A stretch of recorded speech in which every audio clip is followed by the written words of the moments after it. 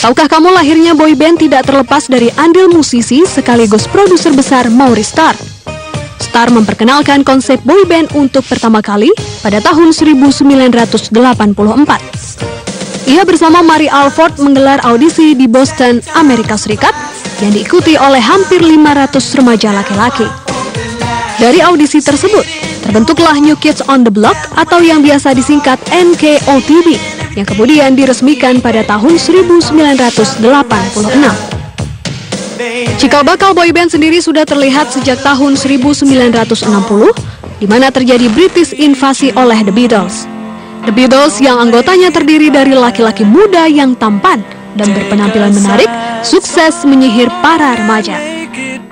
Sejak kemunculan The Beatles, muncullah beberapa grup vokal seperti The Monkees, The Jackson 5, dan sebagainya. Mereka menyanyikan lagu-lagu soul dan pop yang memang sedang hits pada saat itu.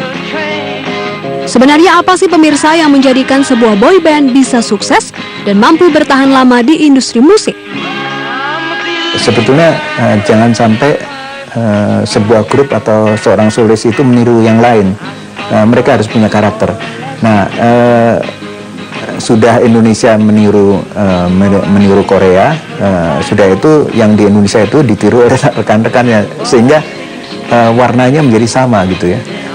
Dan tidak banyak di antara mereka ini yang berkarya sendiri, dan itulah yang menyebabkan banyak sekali boyband maupun girlband yang tidak bisa bertahan cukup lama. Masih ingatkah di kepala Anda nama boyband Westlife, Backstreet Boys, Boyz II Men, dan Blue? Ya, pasti bagi kita yang di tahun 90-an sudah beranjak remaja, nama-nama tadi tidaklah asing. Publik dibuat histeris dengan kehadiran mereka, bahkan kaum hawa pun selalu meneriakan nama mereka saat tampil di atas panggung. Mereka berhasil meraih sukses dalam membawa konsep boyband. Bagaimana tidak sukses bila Backstreet Boys berhasil menjual 100 juta kopi albumnya sejak tahun 93. Disusul Boyz II Men yang berhasil menjual albumnya sebanyak 60 juta kopi. Angka tersebut sangatlah fantastis di zamannya.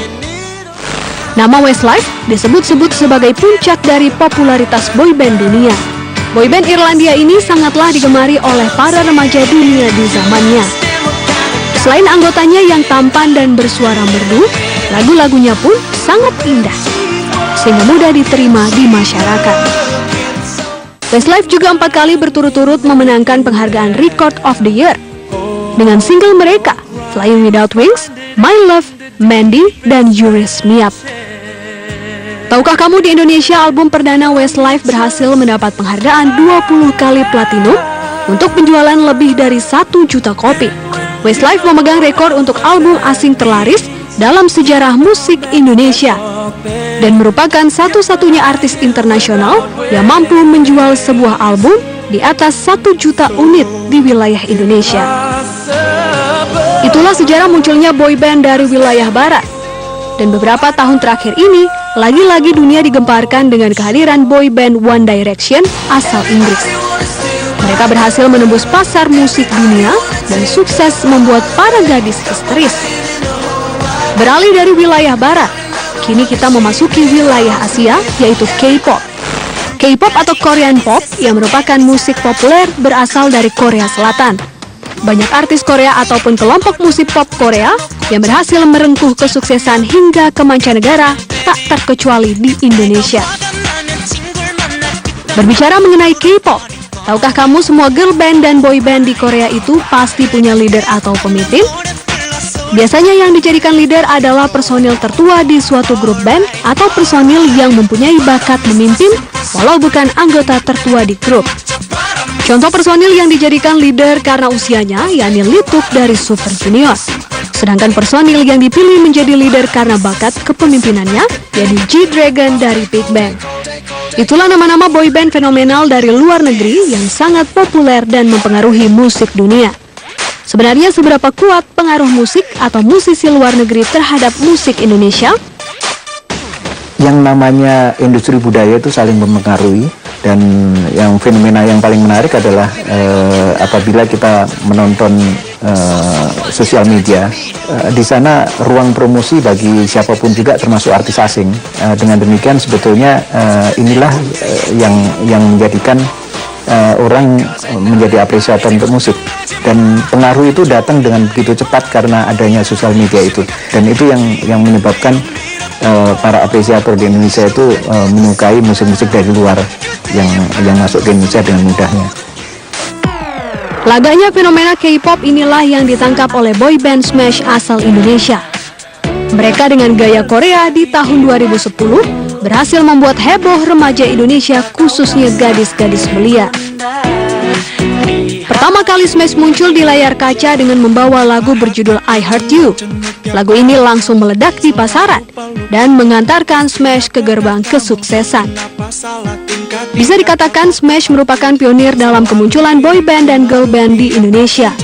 Sejak kesuksesan yang berhasil diraih Smash pada tahun 2010 lalu, hingga kini mulai bermunculan nama-nama boyband atau girl band baru yang jumlahnya tidak sedikit, seperti Hits, Max 5, Dragon Boys, dan lain sebagainya. Kemunculan boyband di Indonesia tentunya juga diikuti oleh girl band yang beranggotakan gadis-gadis cantik seperti Cherry Belle, Seven Icons, Princess, dan lain sebagainya. Tetapi tidak semua kalangan menyukai kemunculan mereka. Ada yang pro dan tidak sedikit pula yang kontra. Mereka yang kontra menilai bahwa kemunculan boyband dan girl band ini hanyalah modal tampang, tanpa mempunyai kemampuan bernyanyi yang mumpuni. Namun bagi yang pro, kemunculan mereka sah-sah saja, karena bisa membawa warna sendiri di kancah musik Indonesia. Nah, pemirsa, sebenarnya apa sih yang mempengaruhi sebuah genre musik itu bisa menjadi sebuah tren dan bisa juga diterima oleh masyarakat? Paling tidak harus ada karakter. Karakter itu mesti kuat sekali. Misalnya seperti halnya pada tahun-tahun sekitar 90-an lahir band dari Yogyakarta, Silon Seven misalnya. Pada saat produktivitas agak menurun, tapi begitu dia bangkit kembali dengan karya-karya barunya, maka dia populer kembali. Pemirsa, itulah ulasan mengenai sejarah boyband di dunia dan Indonesia. Sangat menarik bukan? Tentunya kita pun juga bisa bernostalgia.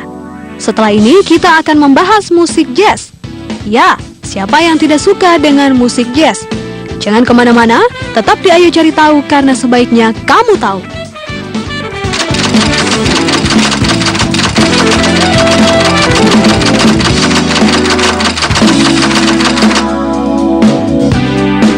Iya, sebenarnya dari awal pun Citra tidak pernah mengkotak-kotakan musik Citra gitu. Maksudnya